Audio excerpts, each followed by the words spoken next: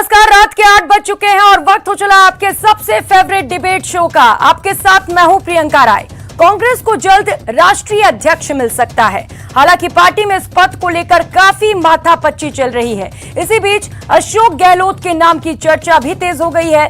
Media report का दावा है कि सोनिया गांधी ने विदेश जाने से पहले गहलोत को कुर्सी संभालने के लिए कहा है, मगर इन दावों में कितना दम है, ये कांग्रेस वर्किंग कमेटी की बैठक के बाद ही कुछ साफ हो पाएगा। हालांकि सीएम गहलोत ने कांग्रेस अध्यक्ष पद पर उनके नाम को लेकर नए बयान से फिर सस्पेंस बढ़ा दिया है। गहलोत ने मीडिया के एक सवाल पर कहा कि जिम्मेदारी कोई भी हो, मैं था से दूर नहीं जाने वाला। आज प्राइम डिबेट में बहस इसी मुद्दे पर, राजस्थान से अशोक कितने दूर कितने पास। और चलिए प्राइम डिबेट के कुछ प्राइम सवाल सबसे पहले आपको बता देते हैं। प्राइम डिबेट का सवाल नंबर 1 है, गहलोत के अध्यक्ष बनने से कांग्रेस मजबूत होगी। यह अहम सवाल है, क्या कांग्रेस पार्टी गहलोत के अध्यक्ष बनने से मजबूत हो पाएगी। सवाल नंबर 2 है, पार्टी में अंदरूनी कलह और खींचतान कम हो पाएगी। जिस तरीके से लगातार कांग्रेस पार्टी में अंदरूनी कलह देखने को मिल रही है, क्या अशोक गहलोत इस अंदरूनी कलह को, इस खींचतान को कम कर पाएंगे। और इसके साथ ही सवाल नंबर 3 जो कि सबसे अहम सवाल है, कांग्रेस को परिवारवाद के आरोपों से मुक्ति मिलेगी। लगातार बीजेपी इस मुद्दे को लेकर कांग्रेस को घेरती रहती है और सबसे अहम सवाल है, अगर कोई गैर गांधी बनता है तो क्या कांग्रेस को परिवारवाद के आरोपों से मुक्ति मिल पाएगी। और चर्चा की शुरुआत करेंगे। तमाम गेस्ट इस वक्त हमारे साथ जुड़ चुके हैं। सबसे पहले आप सबसे मिलवा देती हूं, आशीष चतुर्वेदी जो कि बीजेपी नेता है, वो इस वक्त हमारे साथ जुड़ चुके हैं। आरसी चौधरी कांग्रेस नेता हमारे साथ जुड़े हुए हैं और मिथिलेश जैमिनी जो कि एक वरिष्ठ पत्रकार हैं, वो भी इस वक्त हमारे साथ जुड़े हुए हैं। और सबसे पहले चर्चा की शुरुआत आरसी चौधरी जी आप ही के साथ करते हुए, अशोक गहलोत ने जो बयान दिए हैं कि मैं आपके साथ हूं, कोई भी जिम्मेदारी मिले, क्या मायने निकाले जाए इस बयान के।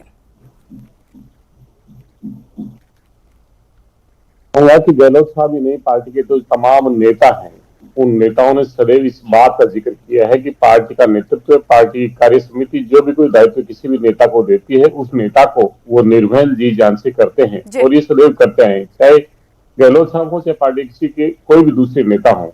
और यही इस पार्टी की सबसे बड़ी खूबसूरती। हमारी इच्छा सिर्फ एक है, विचार के लिए काम करना, और उस विचार के लिए क्या महत्वपूर्ण काम हो सकता है वो किया जा रहा है। माननीय मुख्यमंत्री ने राजस्थान की जनता को निश्चित रूप से उन्हें बने, पार्टी के अध्यक्ष रहे, लोगों के रूबरू से जुड़े हुए। कोई भी व्यक्ति जब इस अपनी माटी का कर्ज कभी नहीं भूल सकता। जितने भी प्रवासी बाहर के दूर जाते हैं वो इस माटी के प्रति सदैव समर्पित रहते और कर्म। ठीक है, चलिए ठीक है। अब अटकलें लगाई जा रही हैं क्योंकि उन्होंने सोनिया गांधी से मुलाकात भी की है, लेकिन अगर वो राष्ट्रीय अध्यक्ष बनाए जाते हैं तो क्या लगता है आपको, पार्टी को मजबूती मिलेगी इससे। प्रियंका, मैं कहना चाहूंगा कि कांग्रेस पार्टी एक डेमोक्रेटिक ऑर्गेनाइजेशन है। इसके अंदर चुनाव की जिस प्रकार से भारत का चुनाव आयोग जिस प्रकार से चुनाव प्रक्रिया जारी की गई है, तमाम जो बूथ लेवल का जो मेंबरशिप ड्राइव है, वहां पे बूथ की जो एग्जीक्यूटिव है, ब्लॉक की है, पीसीसी मेंबर, एआईसीसी मेंबर,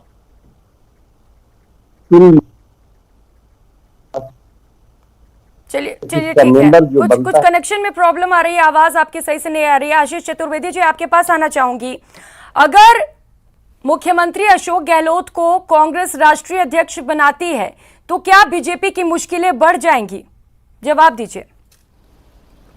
देखिए प्रियंका जी, हमको कुछ बातें समझनी होंगी, और अगर अशोक गहलोत जी सपोज राष्ट्रीय अध्यक्ष बनते हैं तो कोई बहुत बदलाव कांग्रेस संगठन में आ नहीं रहा है। प्रियंका जी, हमको ये समझना होगा कि अशोक गहलोत जी एक नाम मात्र के राष्ट्रीय अध्यक्ष होंगे और वो अध्यक्ष माने जाएंगे इतिहास के अंदर जो कि गांधी परिवार के फैसले गांधी परिवार लेगा बिना किसी दायित्व के, और उस फैसलों को लागू करवाने की जिम्मेदारी अशोक गहलोत जी के ऊपर होगी। प्रियंका जी, कांग्रेस का ये जो संक्रमण काल है जो 2014 से चालू हुआ है, और 2 आम चुनाव में कांग्रेस लगातार बुरी तरह हार रही है, दोनों बार ही उसको मुख्य विपक्षी दल का दर्जा नहीं हासिल हुआ है, और आए दिन कांग्रेस के राष्ट्रीय नेताओं का जो असंतोष है वो हमको सुनाई देता है। अगर हम इसी सप्ताह की बात करें प्रियंका जी, तो इनके राज्यसभा में जो नेता रहे हैं गुलाम नबी आज़ाद जी, उन्होंने जम्मू कश्मीर की सभी कमेटियों से अपने पद का त्यागपत्र दे दिया है। और इसी तरह से जो उपनेता रहे आनंद शर्मा जी, उन्होंने भी हिमाचल प्रदेश की इलेक्शन कैंपेन कमेटी से इस्तीफा दिया है। और कल ही इनके एक राष्ट्रीय प्रवक्ता है, उन्होंने बहुत गंभीर आरोप लगाते हुए, जो जयवीर शेरगिल जी हैं, उन्होंने भी कांग्रेस की प्राथमिक सदस्यता से इस्तीफा दिया है। तो कांग्रेस में समस्या क्या है कि कांग्रेस का जो संगठनात्मक ढांचा है वो पूरी तरह से चरमरा चुका है, वो पूरी तरह से समाप्त हो चुका है। लेकिन जिस तरीके से बीजेपी लगातार कांग्रेस को घेरती आई है परिवारवाद को लेकर, वो मुद्दा तो आपसे छिन जाएगा।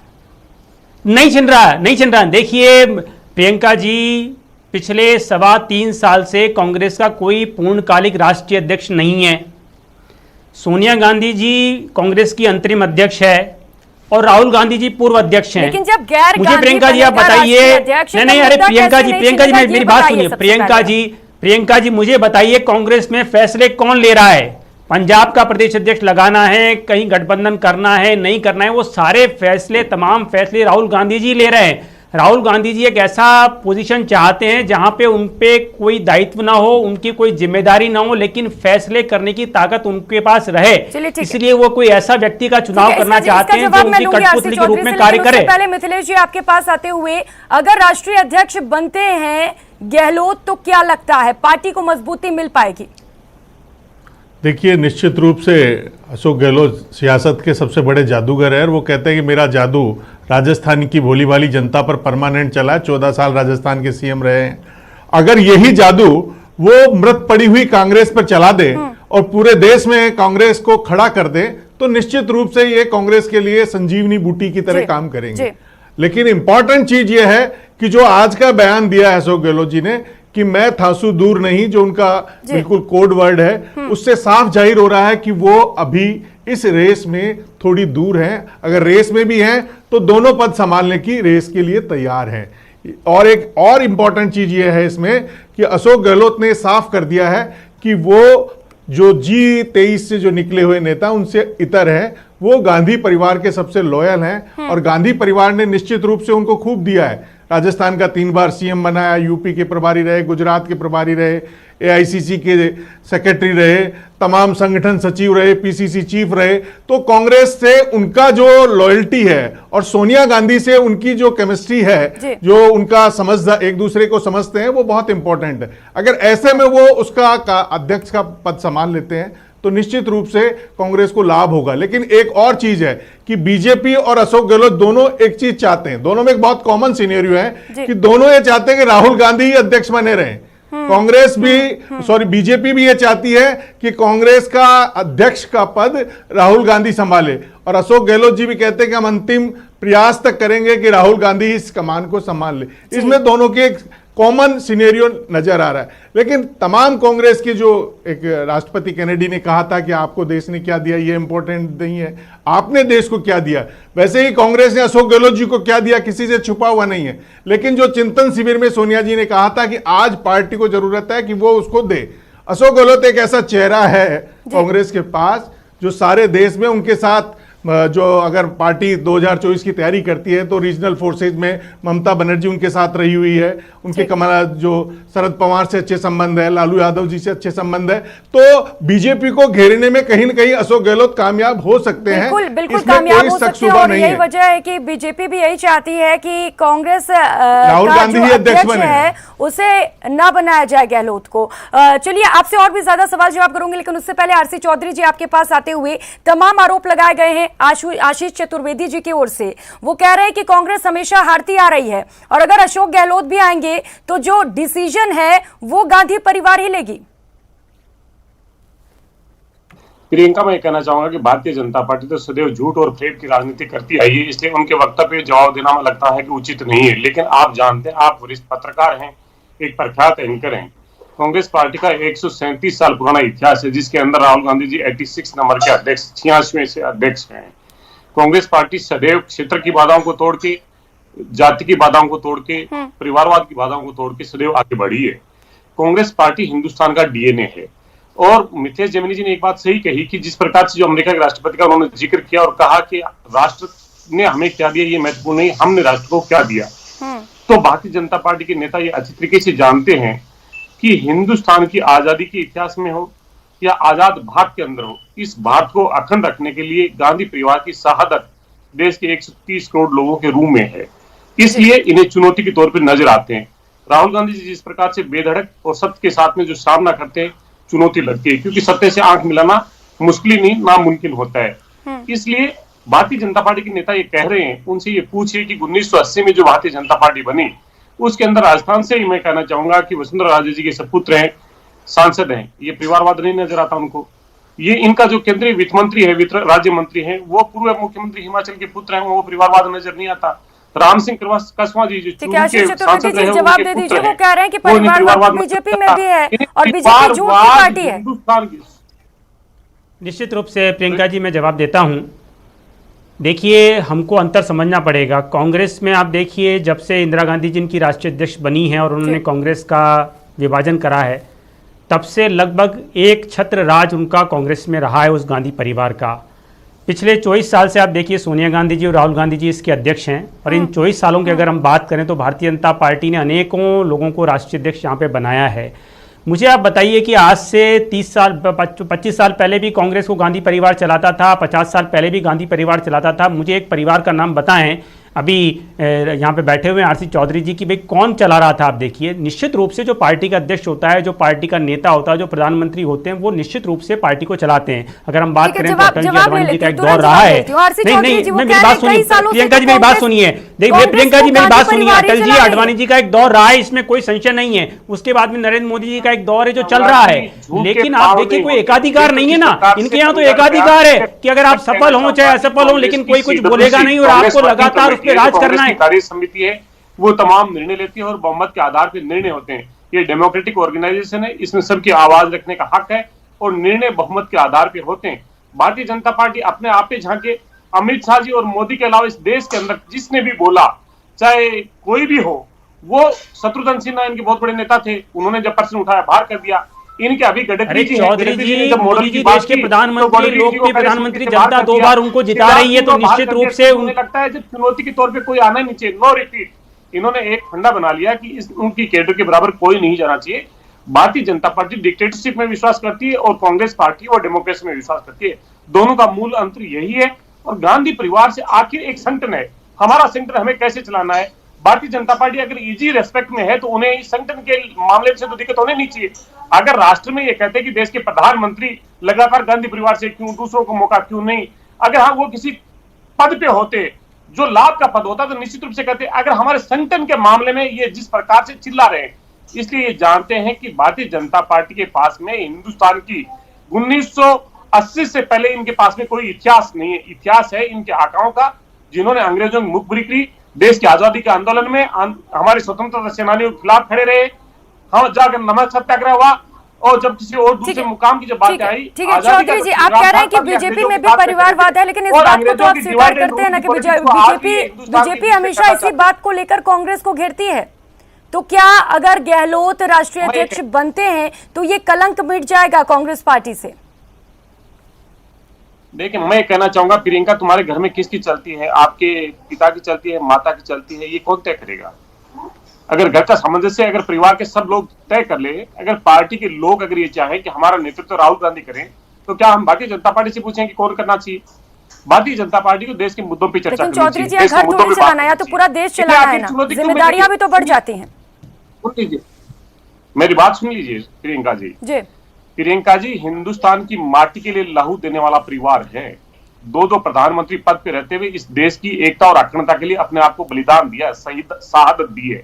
इसलिए भारतीय जनता पार्टी को जब कभी भी इतिहास को आप डिस्टर्ब कर सकते हैं, मिटा नहीं सकते। और ये इनकी बेचैनी का सबसे बड़ा कारण है। यही डेमोक्रेटिक जो मूल्यों को स्थापित किया, तब भारतीय जनता पार्टी का एक चाय बेचने वाला व्यक्ति, जिसको ये बार बार अपने अल्फाजों में प्रयोग करते हैं, सत्ता स्थानांतरित हुई। आज लोगों को किस प्रकार से नफरत गोली जा रही है, किस प्रकार से सांप्रदायिक ध्रुवीकरण किया जा रहा है, किस प्रकार से मुद्दों से इतर बातें की जा रही है। अगर इन पे जहन पे हो तो कीजिए ना, महंगाई की चर्चा कीजिए, बेरोजगारी की चर्चा कीजिए, किसान के मुद्दे की चर्चा कीजिए। ये गांधी परिवार पे नहीं, राहुल गांधी पे लगातार हमला किया। इनके प्रधानमंत्री ने बोला कांग्रेस की विधवा सोनिया गांधी जी के लिए, आप तो महिला हैं प्रियंका, किसी के लिए ऐसे अल्फाजों का प्रयोग करेंगे? आप जिस संस्कृति की बात करते हैं, यह संस्कृति सिखाती है कि आपके परिवार में अगर कोई विधवा है तो उसकी ये कहेंगे कौन कांग्रेस की विधवा, 50 करोड़ की गर्लफ्रेंड।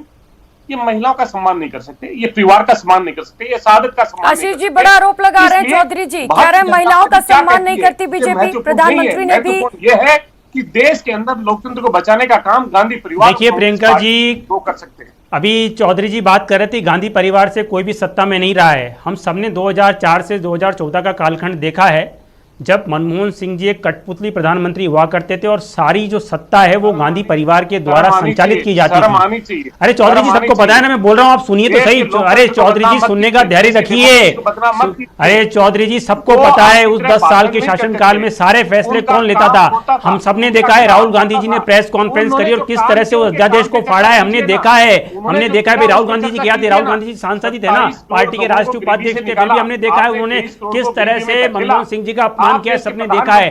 कौन पार्टी चला रहा था सबको पता है। और ये बात करें लोकतंत्र की बात कर रहे हैं, आप देखिए इनका जो G23 का गठन हुआ है वो गठन ही इस बात को लेकर के हुआ है चौधरी जी कि आप पार्टी में कोई आंतरिक लोकतंत्र नहीं है। वो बार बार मांग कर रहे हैं कि आप पार्टी में चुनाव कराइए, पार्टी में गांधी परिवार से आप अध्यक्ष चुनिए, लेकिन आप ऐसा नहीं कर पा रहे हैं। ये निश्चित रूप से आपका इंटरनल मैटर है, आप इसको अध्यक्ष बनाए नहीं बनाए, लेकिन अगर अरे आप अपने नेताओं की बात तो मानिए चौधरी जी। गुलाम नबी आजाद जी की बात मानिए, आपके 4 मुख्यमंत्री हैं। गुलाम नबी आजाद उसमें देखिए, आप देखिए मुख्यमंत्री हैं आपके देश के लोगों को गुमराह, चौहान जी महाराष्ट्र के मुख्यमंत्री रहे हैं, भूपेंद्र हुड्डा उसमें शामिल है G23 में।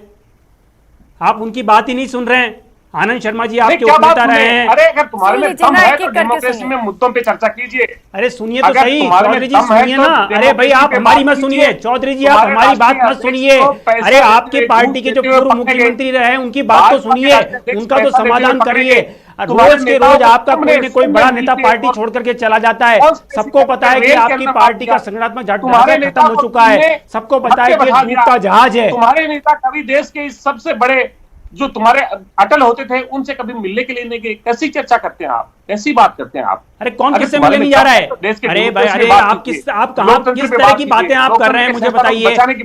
अरे चौधरी जी सबको पता है नरसिम्हा राव जी का जब इंतकाल हुआ तब आपने उनको पार्टी कार्यालय में उनकी देह लाने की परमिशन नहीं दी। उनका कितना अपमान किया है देश की जनता ने देखा है। आपने उनके फोटो तक नहीं लगाए, बताइए आप। आपने उनको श्रद्धांजलि नहीं दी। आपकी पार्टी ने जो देश का प्रधानमंत्री रहा 5 साल तक, आपने उसका क्या हाल किया? सीताराम केसरी के दलित अध्यक्ष, राष्ट्रीय अध्यक्ष प्रियंका जी, सीताराम केसरी जी इनके अंतिम दलित अध्यक्ष थे, उनका किस तरह से अपमान किया, किस तरह की बात तो लगातार कांग्रेस पार्टी में उठती रहती है। तो क्या लग रहा है अगर अशोक गहलोत को राष्ट्रीय अध्यक्ष बनाया जाता है तो वो ये जिम्मेदारी संभाल लेंगे? क्योंकि लंबा सफर रहा है उनका राजनीति में और अनुभव भी है उनको और काफी कुशल माने जाते हैं वो इन सभी मामलों में। देखिए प्रियंका जी, अशोक गहलोत जी 100% सभी मापदंडों पर खरे उतरते हैं, लेकिन ईमानदारी की बात है कि अभी कांग्रेस में अध्यक्ष का चुनाव होने ही नहीं जा रहा है। आज एक नया सिगूफा आया है कि 21 सितंबर को मुहूर्त शुभ नहीं है क्योंकि पितृपक्ष चल रहे हैं। तो अभी आप अशोक गहलोत जी के जो हाथ लंबे हैं, जो कहते हैं ना अजान बाहु है, तो उनकी किस्मत उनसे 2 कदम आगे चल रही है। तो अभी कौन अध्यक्ष बन रहा है, क्या बन रहा है, ये सब दूर की कौड़ी है जब तक CWC की बैठक नहीं हो जाती है। और जहां तक कांग्रेस की बात है, जो भी चतुर्वेदी जी कह रहे थे, कांग्रेस में इंटरनल डेमोक्रेसी कभी नहीं रही। जवाहरलाल नेहरू जी के टाइम जब उनको अध्यक्ष बनाया गया था तब 15 राज्यों ने सरदार वल्लभ भाई पटेल के लिए लिख के दिया था। 3 लोगों ने कृपलानी और पट्टा भी सीतारमैया के लिए लिख के दिया था, लेकिन बना कौन? जवाहरलाल नेहरू, क्योंकि गांधी जी ने कहा। तो यहाँ एक परिवार का चलना, ये एक पुरानी परंपरा। बीजेपी का जो संगठनात्मक ढांचा अलग है, जो नीचे से आता है, कार्यकर्ता नेता बनते, ये नीति निर्माता सब इनके शुरू से कांग्रेस की प्रथा ऐसी रही है। इसमें कोई नई चीज नहीं है, इसको कोई मुद्दा भी नहीं है। सबसे इंपॉर्टेंट चीज है कि कांग्रेस के नेता अगर इसको कांग्रेस को खड़ा करने चाहते हैं तो एज के हिसाब से अपना जॉब प्रोफाइल चेंज करना सीखे। ये सबसे इंपॉर्टेंट चीज है कांग्रेस के लिए। और कांग्रेस से जो बराबर नेता जा रहे हैं, चतुर्वेदी जी कह रहे हैं, उसका पॉलिटिकल साइंस का एक रीजन है कि जब आपकी लॉयल्टी लूज होती है, जब आपकी वॉइस कॉन्शियस नहीं सुनी जाती है, तो आप पार्टी से एग्जिट हो जाते हैं। तो अब वो कहीं ना कहीं बनाना पड़ेगा। और कोई भी अध्यक्ष बन जाए गांधी परिवार से बाहर, जो गांधी प्राइवेट कॉरपोरेट कंपनी है उसका वो CEO बनेगा, उनके ऊपर 3 जो कमांड है वो तो रहेंगे ही रहेंगे, प्रियंका जी का, राहुल जी का और सोनिया जी का। ये कड़वी सच्चाई है और ये हर हिंदुस्तानी जानता है, इस पर कोई भी कवर नहीं कर सकता। चौधरी जी देखिए, ये तो कड़वी सच्चाई है कि लगातार धड़ाधड़ रेजिग्नेशन गिर रहे हैं, कांग्रेस पार्टी को लोग छोड़ के जा रहे हैं, और यही आरोप आशीष चतुर्वेदी की ओर से भी लगाए गए हैं कि आपसे खींचतान है पार्टी में। देखिए प्रियंका जी, इसमें एक और चीज है, प्रियंका जी एक और चीज है इसमें, ठीक है मिथिलेश जी अपनी बात पूरी कर लीजिए। आप किस प्रियंका जी इसमें एक और चीज है ठीक है, कि आज राहुल गांधी जी भारत जोड़ो यात्रा निकालने जा रहे हैं, लेकिन पूरे हिंदुस्तान में एक मैसेज क्रिएट नहीं हो रहा। कभी आप याद करिए, अडवाणी जी ने जब रथ यात्रा निकाली थी तो उसके पहले ऐसा माहौल बन गया था कि पूरा देश उस रथ यात्रा से जुड़ गया है। तो कांग्रेस का पब्लिक से कनेक्शन है वो क्रिएट नहीं हो रहा है, ये कांग्रेस के लिए सबसे चिंता का विषय है। और राजस्थान में जहां तक अशोक गहलोत जी के जाने के साथ साथ ही उनका जो दूसरा खेमा है सचिन पायलट खेमा, वो भी अपनी बातें कर रहा है, वो भी सोशल मीडिया पे जो ट्वीट डाल रहा है। कोई कह रहा है कि कांग्रेस का राष्ट्रीय अध्यक्ष का पद मरा हुआ सांप ऐसे कोई गले में नहीं डालना चाहता। जो ये तमाम हालात पैदा किए हैं, इसके लिए कांग्रेस के तमाम नेता जिम्मेदार हैं।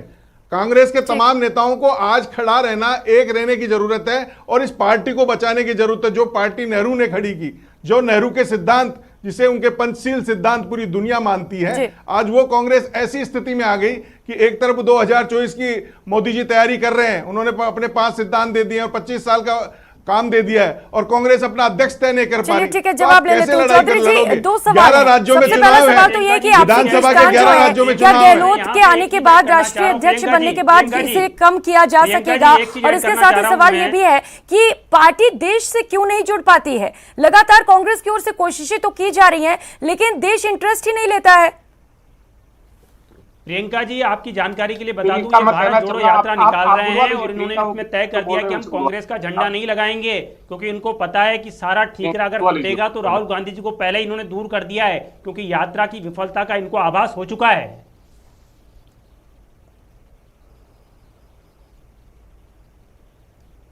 चौधरी जी, दूसरे सवाल का जवाब नहीं दिया। प्रियंका, मैं ये कहना चाहूंगा कि न्यूज 18 नेटवर्क किसका है, इसके मालिक कौन है, इसके सीईओ कौन है? डिस्कशन यहाँ पर इसको लेकर तो नहीं हो रही है चौधरी जी कि मालिक कौन है। सुन लीजिए, आप मेरी बात सुन लीजिए, आप बोलने का अवसर दें तो बोल लीजिए, वरना अगर आपको यही चलाने तो चलाइए। आपने सवाल पूछा ना, आपने सवाल पूछा ना कि मालिक कौन है। हाँ, तो मैं सवाल पूछ रहा हूँ तो मैं आपको जवाब दे रहा हूँ, आप बोलने नहीं देंगे। पर डिबेट का टॉपिक तो ये नहीं है ना चौधरी जी। मिथिलेश जेमिनी को क्या बोलना है? मैं ये पूछना चाहता हूँ, तुम्हारे चैनल पे चलता था 2014 में, जब 410 रुपए का सिलेंडर होता था, 57 रुपए का डीजल होता था और 21 रुपए का पेट्रोल होता था। आज तुम्हें इस देश में महंगाई दिखाई नहीं देती, महंगाई पे चर्चा नहीं कर सकती, क्योंकि आज चैनल को सरकार कंट्रोल करती है, मीडिया दबाव में। चौधरी जी, महंगाई पर भी हमने खूब चर्चा की है, आरोप नहीं है, रिपोर्टर्स महंगाई पर भी हमने खूब चर्चा की है चौधरी जी, ऐसा बिल्कुल भी नहीं है। लेकिन आज जो टॉपिक है उस पर चर्चा कीजिए। जो सवाल मैंने आपसे पूछा उसका जवाब दीजिए ना। क्यों नहीं देश की जनता आपसे जुड़ पाती है? तो फिर देश के अंदर क्या बचेगा? मिथिलेश जेमिनी इसीलिए इस चैनल पे स्थान मिलेगा कि वो ये कहे कि कांग्रेस पार्टी है वो कंपनी है, क्योंकि एक कंपनी का सीईओ जो इस प्रकार से डिक्टेट तुम्हें कर रहा है, वही तो तुम्हें बोलना है। अगर तुम्हारे में हिम्मत होती तो जनता के मुद्दों पे चर्चा करते, तुम्हारे में हिम्मत होती तो ये कहते मिथिलेश जेमिनी की भारतीय जनता पार्टी ये बताए, जब उन्होंने इलेक्शन शेड्यूल जारी किया हो, हमारी वेबसाइट पे इलेक्शन शेड्यूल है, और ये वैज्ञानिक सोच जो इनका डेमोक्रेटिक कर्तव्य है उसका क्या करें कि वहां पे ये आ जाएगा, वो आ जाएगा, काला जादू। चौधरी जी, आप देखिए, आप जवाब देने से बच रहे हैं, इसलिए आप ये सब बातें कर रहे हैं। क्या हमने महंगाई को लेकर चर्चा नहीं की इससे पहले? ये तो टाइम वेस्ट करना हो गया ना। जो टॉपिक है उस पर चर्चा कीजिए। मैं कुछ बोलना चाह रहा हूँ इसी मुद्दे को लेकर के।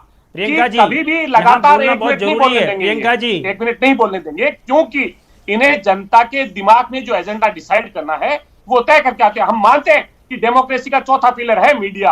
अगर तुम्हारे में साहस होता तो सत्तारूढ़ दल से प्रश्न करते और उनसे पूछते कि जेपी नड्डा की हैसियत क्या है, जेपी नड्डा फैसला लेता है, कैबिनेट में फैसले होते हैं, ये पूछते। लेकिन ये पूछने का साहस नहीं बचा, अब ये पूछने का सास नहीं बचा, इसलिए कहेंगे कि कांग्रेस चौधरी जी, मीडिया सब पूछती है, मीडिया सब पूछती है, मीडिया के ऊपर सवाल उठाना छोड़ दीजिए।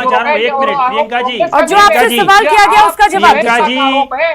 चौधरी जी ये वही आपकी भाषा श्रेष्ठता बोल रहे हैं का जो आरोप है। इनके दुनिया में- नेता राहुल गांधी जी दुनिया बोलते में हैं। मीडिया की क्या स्थिति रही है, हिंदुस्तान की मीडिया प्रियंका की? जी, कितनी censorship चौधरी का जी तुम वही थे? भाषा किस बोल रहे हैं दौर जो से राहुल गुजर रहे गांधी हो? जी बोल रहे हैं। हमें राहुल महसूस गांधी जी है, दिल्ली हम में जानते हैं कांग्रेस आपकी बात मुख्यालय को, में प्रेस हम कॉन्फ्रेंस जानते हैं, करते महसूस करते हैं और हैं। ये बोलते हैं लेकिन- लोकतंत्र चलिए की ठीक है, हत्या समय हो की गई कमी है है। हमारे पास। आशीष चतुर्वेदी जी, आरसी चौधरी जी और मिथिलेश जामनी जी, आप सबका बहुत शुक्रिया हमारे साथ जुड़ने के लिए। तो सबसे पहले मुख्यमंत्री अशोक गहलोत ने कहा था कि वो कहीं नहीं जा रहे हैं। ये जो तमाम बातें चल रही हैं राष्ट्रीय अध्यक्ष बनने की, वो सभी अटकलें हैं, सिर्फ मीडिया में ये बातें चल रही हैं। लेकिन आज उन्होंने जो बयान दिया है कि जो जिम्मेदारियां मिलेंगी उसे निभाऊंगा और राजस्थान के साथ भी रहूंगा, इन तमाम बातों ने अब अटकलें शुरू कर दी हैं और सियासी गलियारों में हलचल तेज हो गई है। इस डिबेट में फिलहाल इतना ही। मुझे दीजिए इजाजत, नमस्कार।